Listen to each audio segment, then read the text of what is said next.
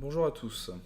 Aujourd'hui une petite vidéo rapide pour présenter la nouvelle version de LibreOffice qui est la version 6.2. La version 6.2 apporte des modifications intéressantes en termes d'interface par rapport aux anciennes versions qui font que LibreOffice ressemble de plus en plus à Word, enfin à la suite Office de chez Microsoft. Sauf que l'avantage c'est que LibreOffice est gratuit. On va parler aujourd'hui de l'installation du logiciel, de sa mise en route, du paramétrage pour qu'il soit en gros ressemblant à la version Microsoft, donc Microsoft Office. Les différents modules, ce sont les différentes fonctionnalités que permet LibreOffice, à savoir le traitement de texte et la partie, on va dire, présentation, donc l'équivalent de PowerPoint qui s'appelle Impress. Des concepts de mise en page pour créer vos pages de garde et un sommaire automatique que l'on abordera à la fin de cette vidéo. Bien, tout d'abord, nous allons aller récupérer LibreOffice. Donc vous ouvrez un explorateur Internet, vous tapez LibreOffice 6.2. Vous prenez 6.2.0 stable. Ok. Prenez la version stable et vous téléchargez la version 6.2.0. Une fois que vous l'avez téléchargé, vous l'installez, vous lancez l'exécutable. Il vous demandera très probablement de redémarrer le PC à la fin de l'installation, ce que vous devrez faire, sinon ça ne fonctionnera pas correctement. D'accord ? Ensuite, on va démarrer LibreOffice. Donc je démarre LibreOffice. Ici, vous voyez que à gauche, c'est ce qu'on appelle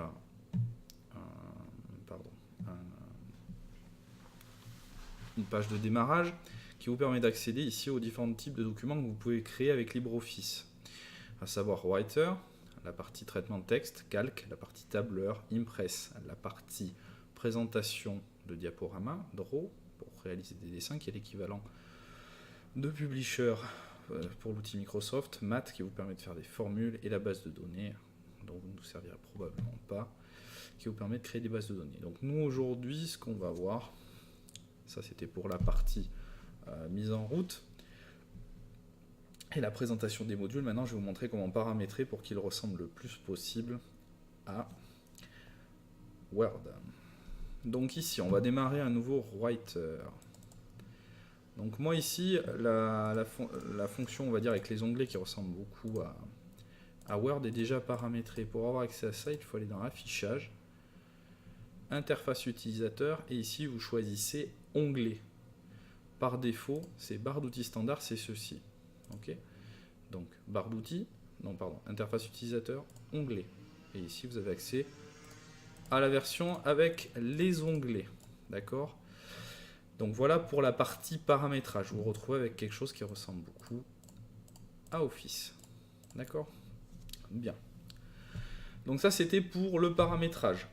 La présentation des modules, je viens de vous la faire. On va faire maintenant les concepts de mise en page. On va commencer par le concept de page de garde. Bien.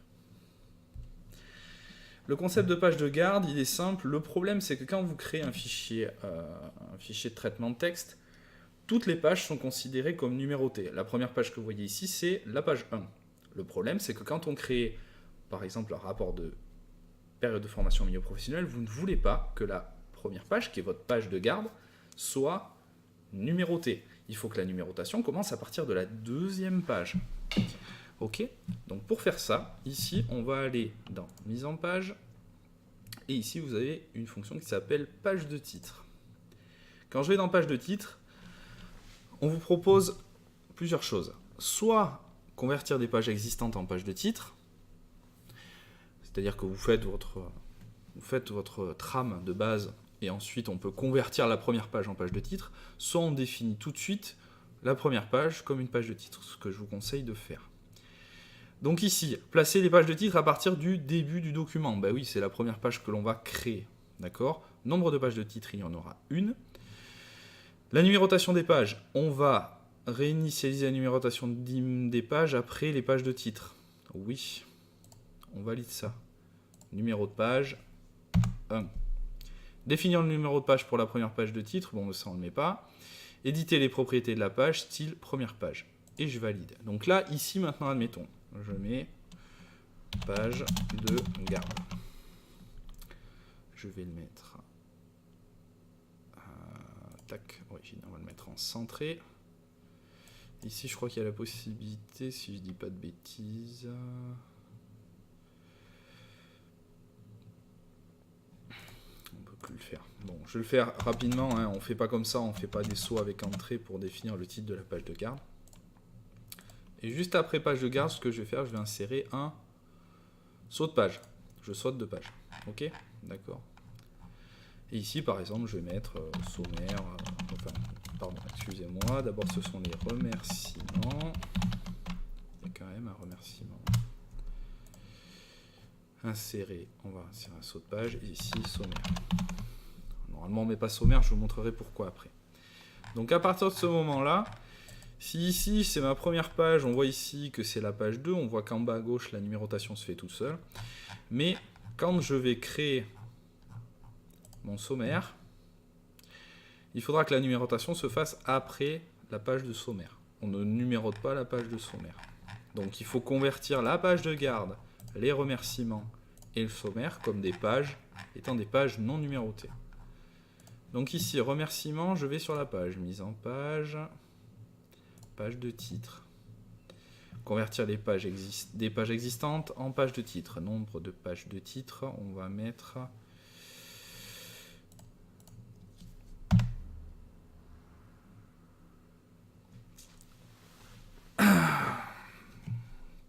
numéro de page. On va en mettre 3. Et on fait OK.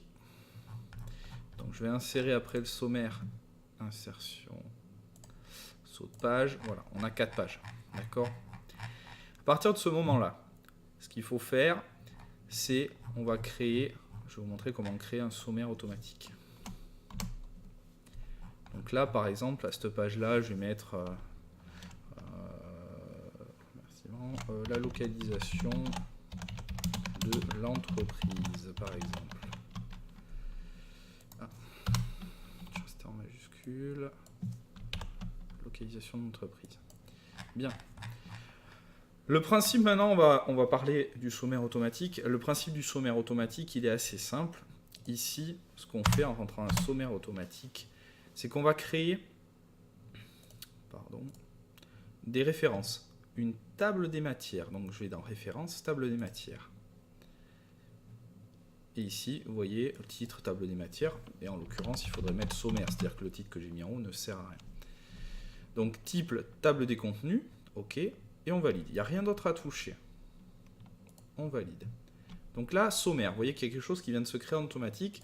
On vient de créer le titre de la page. Donc ici, ça, je peux le supprimer. Alors, insérer saut de page. Voilà. Hop. Voilà.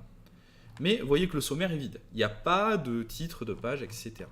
Pour créer ça, chaque titre devra être défini avec un style. Un style, c'est en gros, je définis ça comme étant un titre. Pour faire ça, je vais dans Origine. Et ici, vous voyez qu'il y a style par défaut. On va mettre, par exemple, pour ce titre, titre 1. Une fois que j'ai fait ça, je reviens sur la page où il y a le sommaire, je fais clic droit et je mets mettre à jour l'index. Vous voyez que la localisation de l'entreprise, elle est à la page 4. Est-ce que c'est bien le cas? Absolument. Admettons ici, je veux mettre un tiret, localisation de l'entreprise. Je fais mettre à jour l'index, il m'a mis à jour l'index avec le titre. Donc, tous les titres de vos pages, que ce soit titres, sous-titres, etc., devront être définis, en l'occurrence ici, admettons, grand A, localisation nationale, par exemple, et ici, je définis ceci comme un sous-titre. D'ailleurs, hop. Pardon, je recommence parce qu'il a défini ça comme un titre. Sous-titre. Voilà. Et à partir de ce moment-là, si je fais ça, je mets à jour l'index. Eh bien, qu'est-ce qui ne va pas? Alors peut-être que dans... Alors attendez. On va faire éditer l'index. Titre 1. Sommaire, table of contents. rentrer.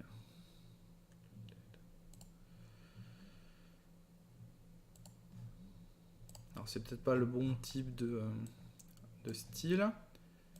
On va mettre titre 2. Voilà, c'est titre 2. Et là, normalement, ça devrait fonctionner. Titre 2, c'est un niveau en dessous du titre de base. C'est-à-dire que c'est un sous-titre. Voilà. Et vous voyez qu'il apparaît aussi à la page 4. Si maintenant, par exemple, je fais sauter, on va faire un copier-coller.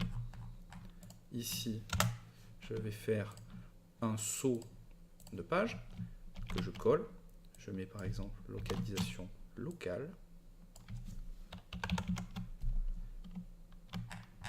Une fois que j'ai fait ça, que je mets à jour ici l'index, j'ai localisation locale et vous voyez que la page s'est implémentée automatiquement. Il n'y a pas de problème de ce côté-là. Maintenant, je vous ai dit tout à l'heure que le problème c'était de ne pas numéroter les premières pages.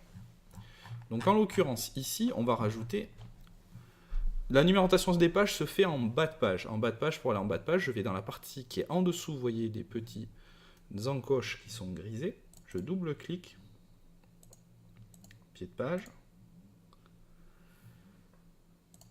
Voilà, je clique ici, et là je suis dans le pied de page. Donc par exemple, ici je peux insérer un champ, numéro de page, ici page 1.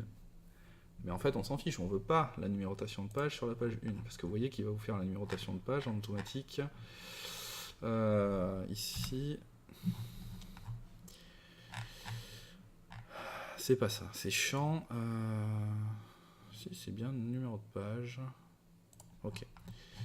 Donc admettons, on ne veut pas le mettre ici, mais on veut le mettre à partir d'après le sommaire, parce que c'est après le sommaire qu'il faut commencer à numéroter. Donc ici, pied de page, on revient ici, merci, j'aimerais bien, voilà. Champ, numéro de page. Et vous voyez que là, ça a mis la numérotation. Alors le problème, c'est qu'il le met sur les autres, ce que je ne veux pas. C'est-à-dire que vous voyez, sur la première, sur la page de garde, il ne l'a pas mis. Mais sur celle-ci, la 2 et la 3, il l'a mise.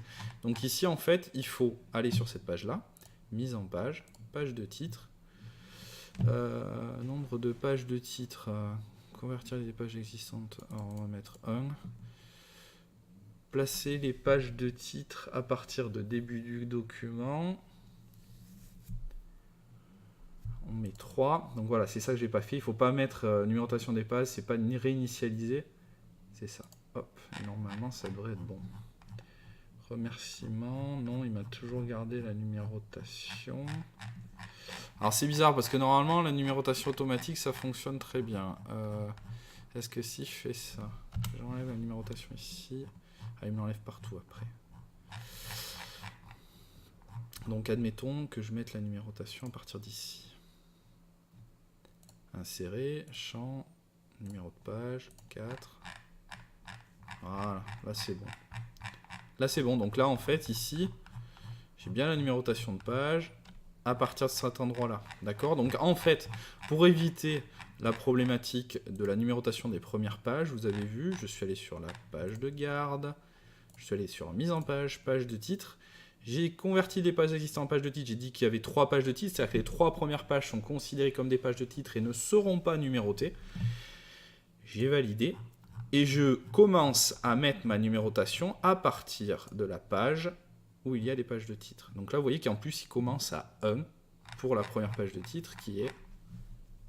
Alors ici, on va remettre à jour l'index et vous voyez qu'il remet à jour automatiquement l'index.